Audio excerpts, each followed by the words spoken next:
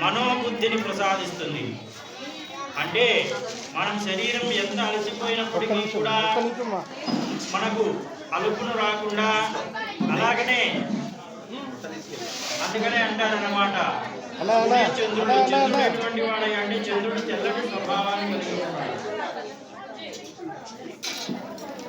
చంద్రారిష్టేతు సంప్రాప్తే చంద్ర పూజాంచకారే చంద్ర ధ్యానం ప్రేక్షామి మనఃపీడోపశాంతయే. మనఃపీడోపశాంతయే, మనస్సు ఎల్లప్పుడూ కూడా విధాలైనటువంటి అనేకమైనటువంటి చక్కగా దేవాలయానికి వచ్చినప్పుడు ఏదైనా కానీ సరే అయా ముఖ్యంగా వారిని మీకు ఎక్కువ మాట్లాడుతున్నారు.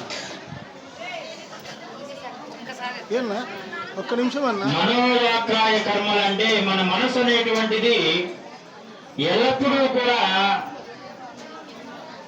శక్తివంతంగా ఉంటుంది. అంతేకాకుండా కకారికలమైపోతూ ఉంటున్నాడు. ఒక బుద్ధి అనేటువంటిది మనిషికి చిరస్థాయిగా అంటే స్థిరంగా ఉండదు అన్నమాట. బుద్ధి అనేటువంటిది పరిపరి విధాలుగా మన బుద్ధి అనేటువంటిది ప్రయాణం చేస్తూ ఉంటుంది.